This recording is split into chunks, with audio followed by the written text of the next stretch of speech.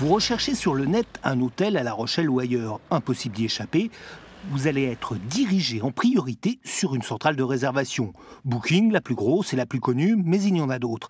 Ces centrales, les hôteliers y ont cru, mais aujourd'hui, elles ont pris une place énorme. Les professionnels estiment que les conditions qu'elles imposent deviennent insupportables. Les centrales de réservation, c'est très bien. C'est vrai que ça nous ouvre certainement des portes qu'on aurait du mal à ouvrir nous-mêmes, à l'étranger entre autres.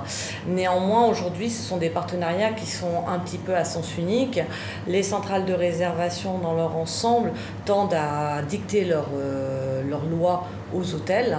Avec aujourd'hui, il faut quand même le savoir, parce que je crois que les gens l'ignorent, que ces centrales de réservation prennent entre 17% et 30% du prix TTC de nos chambres. Le Bordeaux a décidé d'adhérer à Fairbooking, un site lancé par des hôteliers nantais pour favoriser les réservations directes avec les hôtels. En échange, le client gagne le petit déjeuner ou un surclassement. En quelques mois, près de 500 adhérents. Le succès montre l'ampleur du malaise. D'autres ont décidé de prendre des mesures encore plus radicales. C'est le cas de Carole Cellier, propriétaire de la Roseraie à Fouras. Elle s'est désinscrite du géant Booking. Dans un premier temps, son établissement continuait à y apparaître sur les écrans, sans chambre disponible. Difficile. Aujourd'hui, elle commence à retrouver une clientèle en direct et ne regrette pas. C'est très difficile d'en sortir, mais à partir du moment où vous croyez en ce que vous faites, on arrive toujours.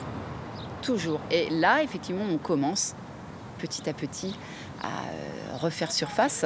Et puis, grâce à mes confrères, en discutant avec eux, je pense que beaucoup commencent à comprendre, mais ils ont tous peur. Il faut aussi le savoir. Les hôteliers maintenant ont peur parce qu'ils pensent que s'ils sortent du système de booking, bien évidemment, ils ne seront plus référencés. Les hôteliers posent d'autres questions qui fâchent. Où vont les commissions versées aux centrales? Sont-elles toujours soumises à l'impôt français? Bref, un univers d'Internet pas toujours très net.